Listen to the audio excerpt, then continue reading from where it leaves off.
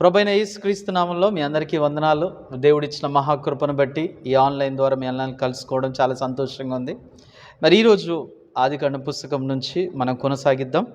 బైబిల్లో నుండి ఆదికాండం 22వ అధ్యాయము 15వ వచనం నుంచి 18వ వచనం వరకు చదువుకుందామండి. బైబిల్లో నుండి ఆదికాండం 22వ అధ్యాయము 15వ వచనం నుంచి 18వ వచనం వరకు.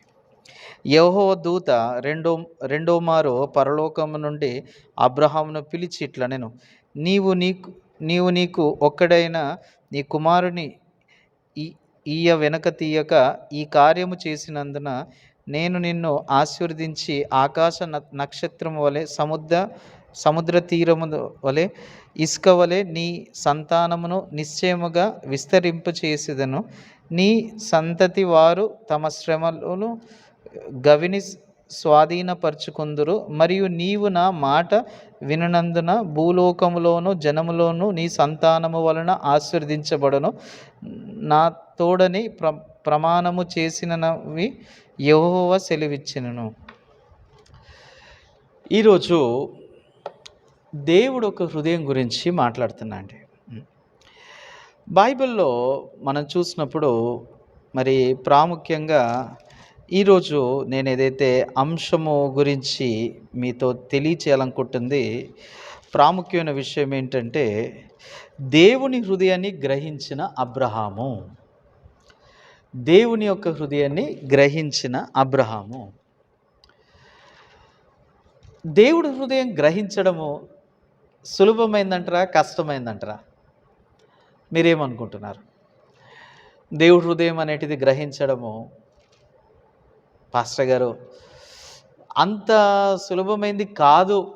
నా జీవితంలో చాలా విషయాలు కూడా దేవుడు ఒక హృదయాన్ని గ్రహించడం అంత సులభంగా అనిపించలేదు. ఎందుకంటే మేము పరిస్థితులు, ఇబ్బందులు, కష్టాలు వెళ్తున్నప్పుడు ఇది ఒక్కొక్కసారి ఇది దేవుడి హృదయమా ఏంటి, దేవుడు ఎందుకు మాకు ఈ శ్రమలో నడిపిస్తుండో, దేవుడు ఎందుకు ఈ కష్టాల్లో నడిపిస్తుండో, ఇలాంటి రకరకాల ఒక ఆలోచనలు కలిగి ఉండడం జరిగింది. మరి ఇక్కడ ఈరోజు దేవుడు హృదయాన్ని మరి ఎలా అబ్రహాము గ్రహించడం జరిగింది. దేవుని హృదయాన్ని గ్రహించిన అబ్రహాం, మరి దేవుడి హృదయం మీరు తెలుసుకున్న తర్వాత, దేవుడి హృదయం గ్రహిస్తే మీ హృదయంలో ఎంత సమాధానంతో ఆత్మీయ జీవితం జీవించగలుగుతారు. ఆత్మీయ జీవితం అంటే ఇదేదో కష్టమైంది, బాధకరమైంది, ఇబ్బందికరమైంది కాదండి. మీరు దేవుడి హృదయం తెలుసుకున్నట్టయితే ఆత్మీయ జీవితం అనేది చాలా విశ్రాంతితో కూడి ఉందండి. అదేదో ఆ భారముతో, కష్టముతో కూడి ఉంది కాదు. ఎందుకంటే ఇక్కడ ఇస్సాకుని అర్పణగా ప్రభు ఎప్పుడైతే అడిగినప్పుడు అబ్రహాము వెనుకకు తిరగకుండా, సందేహింపకుండా తన కుమారుని ఇస్సాకుకి అర్పణగా ఇవ్వడం జరిగింది. నిజంగా మీరు ఆలోచించండి, మీ కుమారుణ్ణి ప్రభు అర్పణ అడిగినట్టయితే మీరు ఇవ్వగలుగుతారా? నిజంగా మనమైతే ఇవ్వలేం కదండి. మరి అబ్రహాము అసలు ఎంత ప్రశస్తమైన కుమారుడు అవ్వచ్చు. సాధారణంగా మరి ఎంతో ఎదురు చూస్తూ ఉండడం ద్వారా పుట్టిన కుమారుడు పట్ల ఎంత గొప్ప ప్రేమ ఉంటుంది కదండి. మరి 75 సంవత్సరాలన్నప్పుడు అబ్రహాం దేవుడి నుంచి వాగ్దానం పొందుకున్నాడు. ఆయన 100 సంవత్సరాలు 100 సంవత్సరాలు ఉన్నప్పుడు కుమారుడిని కలిగి ఉండడం జరిగింది. ఆ కుమారుడు కొంచెం పెద్దగా అయినప్పుడు ప్రభు అర్పణగా అడిగాడండి. అర్పణగా అడిగినప్పుడు అబ్రహాం హృదయం ఎలా ఉండొచ్చు? అబ్రహాము మరి ఎక్కడైనా బాధపడుతూ కష్టంగా, లేకపోతే ఇలా ముఖం ఇలా వేసుకొని, ప్రభువా నువ్వు కుమారుని ఇచ్చావు, మరలా కుమారుని అర్పణ అడుగుతున్నావు అని ఇలా బాధపడుతూ, దుఃఖపడుతూ ఇలా అర్పణ ఇవ్వనికి వెళ్ళాడంటారా? లేదన్నట్టయితే ఎంతో సంతోషంగా దేవుడి హృదయం తెలిసిన అబ్రహాము సమాధానమైన హృదయంతో అర్పణ ఇవ్వనికి వెళ్ళాడంటారా? ఎలాంటి హృదయంతో వెళ్ళి ఉండొచ్చు? తన కుమారుడు కూడా అడిగారండి, నాన్న ఎక్కడికంటే అర్పణ చెల్లించనికని తెలియపరచడం జరిగింది. మరి నాన్న కర్రలు ఉన్నాయి, మరి అర్పణ ఏది? సమస్తం సిద్ధపాటు చేశాం కానీ అర్పణ ఏదంటే యెహోవా ఈరే అన్నిటినీ ఆయన్ని చూచుకును అంటుంది. నిజంగా మనం ఆలోచిస్తే అబ్రహాం హృదయంలో ఎలా యెహోవా ఈరే అనే హృదయం కలిగి ఉంది. అబ్రహాం హృదయంలో అన్ని దేవుడు చూసుకుంటాడు అనే హృదయం ఎలా కలిగి ఉండడం జరిగింది? ఇది అబ్రహాముకి దేవుడి హృదయం తెలిస్తే తప్ప అబ్రహాం హృదయంలో ఇలాంటి సమాధాన హృదయం కలిగి ఉండలేడండి. ఎందుకంటే అబ్రహాము ఎప్పుడైతే దేవుడి హృదయం తెలవనప్పుడు అబ్రహాం హృదయంలో చాలా ఆందోళన పడ్డాడు. ఉదాహరణ, దేవుడు అబ్రహాంని అనేక జనులకు తండ్రిగా చేస్తా అని చెప్పిన తర్వాత అబ్రహాం తెలియపరిచారు, నీవు నీ ఇంటిని, నీ ప్రాంతాన్ని, నీ తండ్రి ఇంటి వారిని విడిచిపెట్టి నేను చూపించిన ప్రదేశమందు వెళ్ళమని చెప్పినప్పుడు అబ్రహాముతో పాటు ఉన్న భార్య, తన ఒక సహోదరులు అందరూ విడిచిపెట్టి వెళ్ళినప్పుడు ఆ సమయంలో అబ్రహాంకి ఎప్పుడైతే దేవుడి హృదయం తెలియనప్పుడు తన జీవితం ఎటువైపు నడిపించబడుతుందని చాలా ఆందోళన పడడం జరిగింది. కానీ ఎప్పుడైతే ప్రభు ఒక హృదయాన్ని తెలుసుకున్న తర్వాత అబ్రహాం హృదయంలో ఎలాంటి ఆందోళన కలిగి లేడండి. నిజంగా ఒక్కొక్కసారి మన జీవితంలో ప్రభువుని మన సొంత రక్షకుడిగా అంగీకరించాక యేసుక్రీస్తు రక్తము చేత పరిశుద్ధులం నీతిమంతులుగా తీర్చబడ్డమని విశ్వాసము పొందుకున్నాక మన జీవితాన్ని దేవుడు నడిపిస్తున్నప్పుడు ఒక్కొక్కసారి ప్రభువా ఎందుకు ఇలాంటి మార్గంలో నడిపిస్తున్నారు, ప్రభువా ఈ కష్టాలు ఎదుర్కోనికి సమస్య ఏంటి, ప్రభువా ఈ ఇబ్బందుల్ని ఎందుకు ఎదుర్కొంటున్నా, ఆ సమయంలో మీకు అర్థం కాదు. కానీ మీరు ఒకవేళ దేవుడి హృదయాన్ని స్పర్శించగలిగినట్టయితే, దేవుడి హృదయాన్ని గ్రహించగలిగినట్టయితే మీ హృదయంలో విశ్రాంతి తీసుకోవచ్చు. మీ హృదయంలో విశ్రాంతి తీసుకోవచ్చు. ఈ విశ్రాంతి లోకం నుంచి వచ్చే విశ్రాంతి కాదండి, పరలోకం నుంచి దేవుడి నుంచి వచ్చిన విశ్రాంతి. నిజంగా అబ్రహాం హృదయంలో ప్రభు హృదయం తెలవనంత వరకు ప్రభు చేత నడిపించబడుతున్నప్పుడు నిజంగా తన హృదయంలో దేవుడు సహాయం చేస్తాడా లేదా, దేవుడు నిజంగా నాకు ఈ సమస్యని పరిష్కరిస్తాడా లేదా, ఇప్పుడు నేను ఎలా ఆశీర్వదించబడతాను, ఎంతో సందేహం ఉండొచ్చు. కానీ దేవుడి హృదయం తెలుసుకున్న తర్వాత అబ్రహాం హృదయంలో ఎలా ఉంది, నిశ్చయంగా దేవుడు సహాయం చేస్తాడు. నిజంగా మన కోసం దేవుడు పనిచేయాలి కదండి. మన కోసం దేవుడు ఎప్పుడు పనిచేస్తాడో, మనము హృదయంలో విశ్వాసం కలిగి ఉన్నప్పుడు మన కోసం దేవుడు పనిచేయడానికి సిద్ధంగా ఉంది. మరి దేవుడి హృదయం మనం ఎలా తెలుసుకోవచ్చు? దేవుడి హృదయం అనేటిది దేవుడి మాటల ద్వారా మనం దేవుడి హృదయం తెలుసుకోవచ్చు. మనం దేవుడి హృదయం తెలుసుకున్నట్టయితే ఎంత బాగుంటుంది మన ఆత్మీయ జీవితము. మన ఆత్మీయ జీవితం కష్టంగా ఉంటుందా? ఏమాత్రం కష్టంగా ఉండదు, చాలా సులభంగా ఉంటుంది. చాలామంది దేవుడి హృదయం తెలుసుకోకుండా వారు ఆత్మీయ జీవితం జీవిస్తుంటారు. దేవుడు ఎందుకు కానాను భూమిలో మరి వెళ్ళమని చెప్పాడు అబ్రహామును, నేను చూపించే దేశము. మరి ఈ కానాను దేశంలో ఎందుకు దేవుడు అబ్రహాంని తీసుకొచ్చాడంటే, అబ్రహాంకి వాగ్దానం ఇచ్చాడు కదండి. ఆ వాగ్దానంలో ఏముంది, నేను అత్యధికంగా అనేక జనులకు తండ్రిగా చేస్తా అని చెప్పి నీ నామంని గొప్పగా చేస్తా అని చెప్పాడు. ఈ కానాను ప్రాంతంలో ప్రభు ఎందుకు తీసుకొచ్చాడంటే అబ్రహాము నామముని గొప్పగా చేయనికి, ఆయన అనేక జనులకు తండ్రిగా చేయనికి దేవుడు ఒక ఉద్దేశము ప్రకారము అబ్రహాముని కానాను ప్రాంతాన్ని తీసుకొచ్చాడు. కానీ మీకు దేవుడి హృదయం తెలుసుకోకుండా కానాను ప్రాంతానికి వచ్చినట్టయితే, దేవా ఇంకెన్ని రోజులు ఉండాలి కానాను ప్రాంతంలో, ఈ కానాను ప్రాంతం నుంచి ఎప్పుడు మా ఇంటికి వెళ్తానో, ఎప్పుడు మా తండ్రి దగ్గరికి వెళ్తానో, మీ హృదయంలో చాలా ఆందోళన ఉంటుంది. కానీ మీకు దేవుడి హృదయం తెలిసినట్టయితే, ఎస్, దేవుడు ఈ కానాను ప్రాంతాన్ని తీసుకొచ్చాడు నన్ను ఆశీర్వదించనికి, నన్ను గొప్ప జనముగా చేయనికి, నా నామంని హెచ్చింపు చేయనికి, దేవుడు వాగ్దానం ప్రకారం ఈ వాగ్దానం నెరవేర్చనికి ఈ భూమికి ప్రభు తీసుకొచ్చాడని ఈ ప్రకారము మనం మాట్లాడడం జరుగుతుంది. అవునా కదా? మరి ఈరోజు నేను ఎప్పుడైతే ఇక్కడ ఆలోచించినప్పుడు చాలా ప్రాముఖ్యమైన విషయం ఏంటంటే, మనము దేవుడు ఒక హృదయాన్ని ఎలా చూస్తున్నామో చాలా ప్రాముఖ్యమైందండి. ఈరోజు నోవా గురించి మనం ఆలోచిద్దాం కొంచెం. మరి నోవా దేవుడి హృదయాన్ని ఎలా గ్రహించాడు? చాలామంది నోవా సమయంలో వారు ప్రభు ఒక తీర్పు విన్నారు, కానీ అందులో నోవా ఒక్కడే దేవుడి హృదయాన్ని ఎలా గ్రహించాడు అంటే, నోవా దేవుడి హృదయాన్ని ఎలా కలుసుకోవడం జరిగింది. బైబిల్లో చూస్తే నరుడు యొక్క ఊహ ఆలోచన కేవలము ఎల్లప్పుడూ చెడ్డే. నరుడు యొక్క చెడుతనం భూమి మీద గొప్పదని, వారి హృదయం యొక్క తలంపుల యొక్క ఆలోచన ఊహ అంతా కేవలం చెడ్డదని చెప్తుంది, రైట్? ఆదికాండం 6:5 మరి మా ఆదికాండం 6:5 ఇలా మాట్లాడుతున్నట్టయితే మీరు ఒక విషయం ఆలోచించాలి. నోవా మరి ఎలా ఈ మాటల్ని హృదయాన్ని అంగీకరించాడు? మరి నోవా కూడా ఎలా దేవుడి హృదయాన్ని గ్రహించగలిగాడు, దేవుడి హృదయాన్ని ఎలా గుర్తించగలిగాడు? ఇప్పుడు దేవుడు ఈ లోకాన్ని నాశనము చేయకముందు దేవుడి హృదయము, ఉదాహరణ, దేవుడు నోవాని ఓడ నియమించమన్నాడు. ఎందుకు దేవుడు ఓడ నియమించమన్నాడో నోవాకు తెలియకుండా ఓడను నియమించినట్టయితే నోవా హృదయంలో ఎంతో ఆందోళన ఉంటుంది కదా. తండ్రి ఇప్పుడు ఎందుకు నేను ఓడ నియమించాలి? ఓడ నియమించగల కారణం ఏంటిది? నాకు ఓడ ఎలా కట్టాలో తెలియదు. ఓడ సహాయం చేసేవాళ్ళు ఎవరు కట్టనికి అని ఎన్నో తలంపులు కలిగి ఉంటాయి. కానీ నోవా హృదయంలో ఇది దేవుడి చిత్తము. ఓడను ఎందుకు నియమించబడాలంటే రక్షించబడనికి ఓడ నియమించబడాలి. ఈ ఓడ నియమించనికి దేవుడు సహాయం చేస్తాడు. ఈ ఓడని నిజంగా నాకు ఎలా కట్టాలో తెలియదు. కానీ ఖచ్చితంగా దేవుడు సహాయం చేస్తాడు ఈ ఓడ కట్టనికి. ఎప్పుడైతే నోవాకి దేవుడి హృదయం తెలిసినప్పుడు నోవా చాలా సమాధానమైన హృదయంతో దేవుడి హృదయం చేత నడిపించబడడం జరుగుతుంది. మీరు ఎక్కడైనా చూసారా? ఓడ కడుతున్నప్పుడు నోవా కష్టంగా ఉన్నాడు, ఓడ నియమిస్తున్నప్పుడు నోవా ఎంతో ఇబ్బందిగా ఉన్నాడని ఉందా? బైబిల్ అలా ఎక్కడ లేదండి. నోవా హృదయం కష్టంగా ఉంది, నోవా హృదయం చాలా ఇబ్బందిగా ఉంది. నిజంగా మీ హృదయం ఉండొచ్చు కదా. మీరు సువార్త పని చేయమన్నప్పుడు, ప్రభు కోసం జీవించమన్నప్పుడు, ఎందుకంటే మీ హృదయం చాలా కష్టంగా ఉంటుంది. ఎందుకు? దేవుడి హృదయం తెలుసు కాబట్టి కష్టంగా ఉంటుందా? దేవుడి హృదయం తెలియదు కాబట్టి కష్టంగా ఉంటుందా? మీకు దేవుడి హృదయం తెలియదు కాబట్టి మీరు ఆ హృదయాన్ని వెంబడించడానికి చాలా కష్టంగా ఉంటుంది. నిజంగా నేను బైబిల్‌లో చూసినప్పుడు ఇర్మియా 17 అధ్యాయము 9వ వచనము, హృదయం అన్నిటికంటే మోసకరమైంది, అది ఘోరమైన వ్యాధి కలది, దాన్ని గ్రహింపగలవాడు ఎవరు?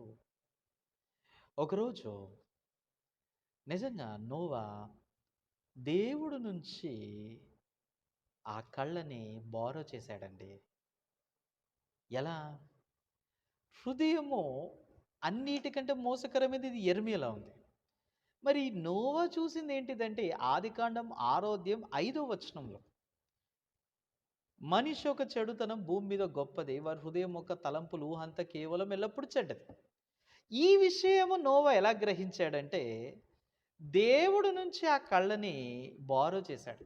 ప్రభువా, ఒక్కసారి నా హృదయం నన్ను చూసుకోనికి మీ కళ్ళనివ్వండి. ఎందుకంటే ఆ సమయంలో చూసినప్పుడు అంత బాగానే ఉన్నట్టు కనబడుతుంది. ఈరోజు మనం ఎలా గుర్తించవచ్చు మనం చెడిపోయిన వారున్నామో, మనం పాడైపోయిన వారం ఎలా గ్రహించవచ్చు, ఎలా గుర్తించవచ్చు? అది వాక్యం ద్వారా తప్ప ఇంకేదన్నా మార్గం ఉందా? అంటే వాక్యం ద్వారా మాత్రమే మనం చూడగలిగితే అప్పుడు మాత్రమే మనం గ్రహించవచ్చు మనము చెడిపోయిన వారము, పాడైపోయిన వారమని. లేదన్నట్టయితే మనం ఎలా గుర్తిస్తాం తెలుసా? పాపం చేసినట్టయితే మనము చెడ్డవాళ్ళం, మంచి చేసినట్టయితే మంచివాళ్ళం. అంటే మన దృష్టిలో మంచి చెడు ప్రకారము ఇది దేవుడి హృదయము, ఇది సాతాను హృదయాన్ని విభజిస్తాం. కానీ దేవుడి వైపు అలా కాదండి. దేవుడు ఏంటంటే స్పష్టంగా తన హృదయం తెలియపరుస్తున్నాడు. నేను ఎందుకు ఈ లోకాన్ని నాశనం చేయాలనుకుంటున్నా అంటే ఆల్రెడీ మనుషులు దేవుడిని విడిచిపెట్టి వారు సొంత మార్గాన్ని అనుసరిస్తున్నారు. మానవుడు దేవుడి హృదయం కలిగి లేనందుకు దేవుడు మానవులందరినీ నాశనము చేయాలని తలంపు కలిగి ఉండడం జరిగింది. ఎప్పుడైతే నోవా దేవుడి హృదయాన్ని గ్రహించాడో ఆ ప్రకారము నోవా ఓడ నియమించాడో, నోవా కూడా దేవుడి నుంచి కృపను పొందుకున్నాడు. ఎప్పుడైతే నోవా దేవుడి తీర్పును అంగీకరించాడో నోవా హృదయాన్ని మార్చుకోవడం జరిగింది. ఎప్పుడైతే నోవా హృదయం మార్చుకున్నాడో దేవుడు నోవా కృపనివ్వడమే కాకుండా దేవుడు నోవాని రక్షించనికి ఆ ఓడ నియమించమని చెప్పడం జరిగింది. మరి ఈరోజు హృదయం అన్నిటికంటే మోసకరమైనదనే విషయం నేను మాట్లాడాను కదా. మరి ఈ విషయం మనం ఎలా గ్రహించవచ్చు? ఈ విషయం కూడా మనం చూడాలనంటైతే మనం దేవుడి కళ్ళ ద్వారా మాత్రమే చూడగలుగుతాం. ఎందుకంటే మనం చూసినప్పుడు నా హృదయం మోసకరమైందంటే మోసం చేసినప్పుడే చూడగలుగుతాం కానీ మనం మోసం చేయనట్టయితే మన హృదయం మంచిది అనుకుంటాము. కానీ బైబిల్ ఏమంటుందంటే ఈ హృదయం మోసకరమైనది, దీన్ని నమ్మకూడదు, ఇది మోసం చేస్తుంటుంది, దీన్ని గ్రహింపగలవారు ఎవరు? నేను దేవుడైన యెహోవా అంటుంది బైబిల్లో. ఈరోజు మన హృదయము మోసకరమైందని బైబిల్ చెప్తున్నట్టయితే మన హృదయం ఏమాత్రం మంచిది కాదన్నట్టండి. ఈ హృదయాన్ని మనము దేవుడు ఒక మాటల ద్వారా గ్రహించినట్టయితే చాలా సులభం అండి మన హృదయాన్ని మనం పడివేయడము. చాలాసార్లు మనం దేవుడి హృదయం అర్థం కాక, మన దేవుడి హృదయం గ్రహించలేక మన హృదయాన్ని మనం పడేయనీకి మనం ఎంత ఆలోచిస్తుంటామో. ఓ దేవుడు ఎప్పుడైతే ఆయన మానవుడు హృదయం చూసినప్పుడు మానవుడి హృదయం బొత్తిగా పాడైపోయింది. ఎందుకంటే మానవుడు ఈరోజు జన్మించినప్పుడు దేవుడి హృదయం కలిగి లేడండి. జన్మించినప్పుడు మానవుడు పాపములో జన్మిస్తున్నాడు కాబట్టి తను మానవుడు ఎలాంటి హృదయం కలిగి ఉంటుండంటే సొంత హృదయం కలిగి ఉండడం జరుగుతుంది. ఈరోజు అబ్రహాం గురించి మనం ఆలోచిద్దాం. అబ్రహాం ఒక హృదయము ఎలా దేవుడి చేత నడిపించబడడం జరిగింది? అబ్రహాముకి ఎలా సమాధానమైన హృదయం కలిగి ఉండడం జరిగింది? అబ్రహాముకి సమాధానమైన హృదయం కలిగి ఉండడానికి గల కారణం ఏంటి? నిజంగా చాలా సార్లు అబ్రహాం జీవితంలో మీరు చూసినట్టయితే, అబ్రహాం ఎప్పుడైతే ఇస్సాకునిచ్చే విషయంలో అబ్రహాం హృదయంలో చాలా అపనమ్మిక హృదయం ఉండే. దేవుడు హృదయం చూస్తే దేవుడు అబ్రహాంని అనేక జనులకు తండ్రిగా చేస్తాడు. కానీ అబ్రహాం వయసు అయిపోతుంది. అబ్రహాం చూస్తే పిల్లలు లేరు. ఆ సమయంలో అబ్రహాము ఆ పరిస్థితిని చూసినప్పుడు అబ్రహాం దగ్గర పిల్లలు లేరు. ఒకవైపు దేవుడు వాగ్దానం చూస్తే వాగ్దానము నేను అనేక జనులకు తండ్రిగా చేస్తాను. ఎప్పటివరకు అబ్రహాం హృదయంలో శోధించబడ్డాడంటే దేవుడి హృదయాన్ని స్పష్టంగా తెలుసుకోనంత వరకు అబ్రహాము శోధించబడి అబ్రహాం నేనేమన్నా చేయలేమో కుమారుడి కన్నికి నేనేమన్నా చేయాలేమో అనుకున్నాడు. ఎప్పుడైతే అబ్రహాము దేవుడి హృదయాన్ని గ్రహించాడో అప్పుడు అబ్రహాము కుమారుడు కోసం ఆయన ఏమీ చేయలేదు. కుమారుడు నాకు ఇవ్వనికి 100% 100% ప్రభు అయిన దేవుడు పనిచేస్తాడన్న విశ్వాసం కలిగి ఉండడం జరిగింది. ఎప్పుడైతే అబ్రహాం హృదయంలో ఆ విశ్వాసం కలిగి ఉన్నప్పుడు అబ్రహాము ఎలాంటి హృదయం కలిగి ఉన్నాడు? ఎస్, సారా శరీరం మృతతుల్యమైనప్పుడు అబ్రహాము వృద్ధుడైనప్పుడు ఇది అసాధ్యమైన సమయంలో ఇది ఇంకా జరగదు అనే విషయంలో ఆ సమయంలో అబ్రహాం విశ్వాసం కలిగి ఉన్నాడు. ఆ విశ్వాసం ఎలాంటిది? దేవుడు ఖచ్చితంగా కుమారుడు అనుగ్రహిస్తాడని వాగ్దానం చేసిన దేవుడు నమ్మదగినవాడు. ఆయన ఖచ్చితంగా సమర్థుడు. ఆయన వాగ్దానాన్ని నెరవేర్చేవాడని ఈ విశ్వాసం కలిగి ఉండడం జరిగింది. నిజంగానే దేవుడు ముందట ఆలోచించినప్పుడు అబ్రహాము ఎన్నోసార్లు తను శోధించబడ్డాడు. ఎందుకంటే దేవుడి హృదయం తెలియనప్పుడు శోధించబడ్డాడు. ఇప్పుడు దేవుడి హృదయం తెలుసుకున్న తర్వాత అబ్రహాం ఎక్కడైనా శోధింపబడుతున్నాడు. అబ్రహాం ఎక్కడైనా భయపడుతున్నాడు. అయ్యో నా కుమారుని ఎలా ఇవ్వాలి, నా కుమారుని ఇచ్చే విషయంలో నాకేమాత్రం సంతోషంగా లేదు. అబ్రహాం ఏమాత్రం సందేహించలేదు. యెహోవా ఈరే అనే హృదయాన్ని దేవుడు స్థాపించాడు. అందుకే అబ్రహాం హృదయంలో యెహోవా ఈరే అన్నిటిని ఆయనే చూచుకును. యెహోవా ఈరే అన్నిటిని ఆయనే చూచుకును. ఎప్పుడైతే యెహోవా ఈరే అనే హృదయం అబ్రహాం హృదయంలో స్థాపించబడ్డదో అబ్రహాం హృదయంలో సమాధానమైన హృదయం కలిగి ఉంది. ఈరోజు మనం దేవుడి హృదయాన్ని ఎలా తెలుసుకోవచ్చు తెలుసా? వాక్యము ద్వారా మనం దేవుడి హృదయాన్ని తెలుసుకోవచ్చు. మీరు వాక్యం ద్వారా మీరు దేవుడు ఒక హృదయాన్ని మీరు గ్రహించినట్టయితే, వాక్యము ద్వారా దేవుడు ఒక హృదయం ఏంటి మన పట్లని గ్రహించినట్టయితే మీరెంతో సంతోషంగా దేవుడి హృదయంతో మీరు జీవించడం ప్రారంభిస్తారు. ఈరోజు దేవుడు యేసుక్రీస్తుని ఎందుకు పంపించాడు? యేసయ్యని లోకానికి పంపిణీకి గల కారణం ఏంటి? ఆయన మన పాపం నుంచి పరిపూర్ణంగా విడుదల చేయనికి, మనను పరిశుద్ధులుగా నీతిమంతులుగా చేయనికి, ఆయన తన కుమారులుగా చేయనికి దేవుడు యేసుక్రీస్తుని ఈ లోకానికి అనుమతించడం జరిగింది. మరి యేసుక్రీస్తు లోకానికి వచ్చినప్పుడు ఎంతమంది యేసుక్రీస్తు హృదయాన్ని కలుసుకున్నారో? యేసయ్య హృదయాన్ని మీరు కలుసుకున్నట్టయితే మీరు ఏం చెప్తారో తెలుసా? నేను పరిశుద్ధుని, నేను నీతిమంతుడిని. పరిస్థితిని మీరు ఎలాంటి పరిస్థితి, మీ శరీరం బలహీనంగా ఉన్నా, మీ కొదువులు కనిపించినా, మీరు ఒక విషయం మీరు చూసినట్టయితే మీ హృదయంలో నెమ్మది సమాధానం కలిగి ఉంటారు. దేవుడి హృదయం ఏంటి? యేసుక్రీస్తు ద్వారా నన్ను పరిశుద్ధుడిగా చేయడము. మరి ఆయన యేసయ్య రక్తం ద్వారా నన్ను పరిశుద్ధునిగా చేశాడు. యేసయ్య యొక్క అర్పణ ద్వారా నన్ను నీతిమంతుడు చేశాడు. ఈ హృదయం మీరు తెలుసుకున్నట్టయితే మీ హృదయంలో ఎంత సమాధానమైన హృదయం కలిగి ఉండగలుగుతారు. ఈ సమాధానమైన హృదయం ఎక్కడి నుంచి వస్తుంది? మనిషి నుంచి వచ్చేది కాదండి, దేవుడి నుంచి వచ్చే హృదయము. ఈరోజు నేను ఎప్పుడైతే ఈ దేవుని ఒక దూత అబ్రహాంకి తెలియపరుస్తుంది, అబ్రహాం విశ్వాసం చూసి అబ్రహాం అబ్రహాం అని చెప్పి అబ్రహాంని ఆపుతుంది. ఎప్పుడైతే అబ్రహాంని చూసి అబ్రహాంని ఆశీర్వదిస్తుంది, దీన్ని బట్టి దేవుడు ఆశీర్వదిస్తున్నాడు. అబ్రహాం హృదయంలో విశ్వాసం బట్టి ఈ దూత కూడా ఆశీర్వదిస్తుంది. ఈ దూత దేవుడు పంపించిన దూత. ఈరోజు దేవుడు మన హృదయంలో ఏం చూస్తాడు? కేవలం మన హృదయంలో యేసుక్రీస్తు ప్రభు మీద విశ్వాసం ఉందా లేదు ఒకటి చూస్తాడు. మన హృదయంలో లేఖనం మాత్రమే విశ్వసించినట్టయితే, మన హృదయంలో లేఖనం ద్వారా దేవుడు హృదయాన్ని గ్రహించినట్టయితే, దేవుడు ఆ విశ్వాసముని బట్టి, దేవుడు ఆ హృదయాన్ని చూసి మనని, మన కుటుంబాన్ని, మన ఇంటి వారిని అందరినీ తరతరాలుగా దేవుడు ఆశీర్వదించాలనుకుంటున్నాడు. అబ్రహాంని ఆశీర్వదించినట్టు ఈరోజు దేవుడు మనని కూడా ఆశీర్వదించడానికి సిద్ధంగా ఉన్నాడు. ఈరోజు మీరు వాక్యం వింటున్న వారు మీరు ప్రభు ముందట ఆలోచించండి. దేవుడి హృదయం ఏంటి మీ పట్ల? దేవుడు ఈరోజు మనందరిని ఆశీర్వదించాలనుకుంటున్నాడు. ప్రతి ఒక్కరిని ఆశీర్వదించాలను. మొదటిగా దేవుడు పాపిని పరిశుద్ధుడిగా చేయాలనుకుంటున్నాడు. పాపిని నీతిమంతుడిగా చేయాలనుకుంటున్నాడు. రెండోది, మీరు దేవుడి హృదయం గ్రహించినట్టయితే మీరెంతో సంతోషంగా విశ్రాంతి తీసుకోవచ్చు. దేవుడు ఒక హృదయము ఏంటో మీరు చూడండి ఒకసారి బైబిల్లో. మనం వారు చెప్తున్నారు, వీరు చెప్తున్నారు బైబిల్లో, ప్రభువా మీరు మా పాపాన్ని కడిగేశారా, ప్రభువా మీరు మమ్మల్ని పరిశుద్ధులు చేశారా, ప్రభువా మీరు మమ్మల్ని నీతిమంతులుగా చేశారా. ఒకసారి బైబిల్లో రోమేలు రాసిన పత్రిక 3వ అధ్యాయము 24వ వచనం చూసి చెప్పండి. హెబ్రీయులు రాసిన పత్రిక 10వ అధ్యాయం 10వ వచనం చూసి చెప్పండి. అప్పుడు దేవుడు నన్ను నీతిమంతుడిగా చేశాడా లేదా, దేవుడు నన్ను పరిశుద్ధుడిగా చేశాడా లేదా, ఒక్కసారి వాక్యము చదవండి. ఈ వాక్యము చూసి చెప్పండి, యేసుక్రీస్తు మన నీతిమంతులుగా పరిశుద్ధులుగా చేశాడా లేదా. మీరు దేవుడి హృదయం తెలుసుకున్నట్టయితే ధైర్యంగా మీరు ఆ హృదయంతో నివసించవచ్చు. మీరేమీ భయపడాల్సిన అవసరం లేదు. అబ్రహాం ఏమైనా భయపడ్డా? దేవుడు అర్పణ అడిగినప్పుడు అబ్రహాం ఏమైనా భయపడ్డా? అబ్రహాం దేవుడి హృదయం తెలిసినాక అబ్రహాం హృదయంలో విశ్రాంతి కలిగి ఉన్నాడు. మీకు దేవుడి హృదయం తెలిసినట్టయితే మీ హృదయంలో మీరు విశ్రాంతి కలిగి ఉండడం జరుగుతుంది. ఈరోజు దేవుడు ఇవ్వాలనుకుంటున్న విశ్రాంతి అలాంటి విశ్రాంతి. ఆ విశ్రాంతి మీరు కలిగి ఉండాలని కోరుకుంటున్నా. నిజంగా నేను ఆశిస్తున్నా. అబ్రహాము ఏ విధంగా అయితే దేవుడు హృదయాన్ని గ్రహించి ఆయన సమాధానం కలిగి ఉన్నాడో, ఆ ప్రకారం మీరు కూడా దేవుడి హృదయాన్ని గ్రహించి మీరు కూడా అలాంటి సమాధానమైన హృదయం కలిగి ఉండాలని కోరుకుంటున్నాను. ప్రార్థన చేసుకుందాం. తల వంచినట్టయితే ప్రార్థన చేసుకుందాం.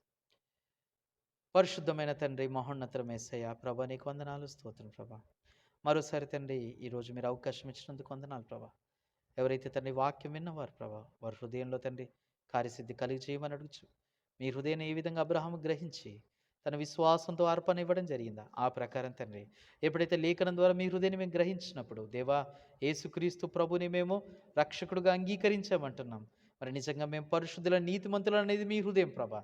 ఈరోజు మీ హృదయం ఏంటో మేము తెలుసుకున్నట్టయితే మేము పాపులుగా అని చెప్పి మేము నమ్మము, మేము పరిశుద్ధుల నీతిమంతులను విశ్వసించడం జరుగుతుంది. ప్రభా మాకు సహాయం దయచేయండి. ఈరోజు మీ హృదయం ఎలా ఉందో తండ్రి, ఆ హృదయాన్ని మేము అంగీకరించని కృపను దయచేయండి. ఏ విధంగా అయితే అబ్రహాము విశ్రాంతి కలిగి ఉన్నాడో అలాంటి గొప్ప విశ్రాంతి మాకు అనుగ్రహిస్తారని ఆశిస్తూ మరోసారి మీ కృపని కనికరని కోరుతూ యేసుక్రీస్తు అతి పరిశుద్ధ నామమున ప్రార్థన సమర్పించుకున్నాం తండ్రి. ఆమెన్. Thank you.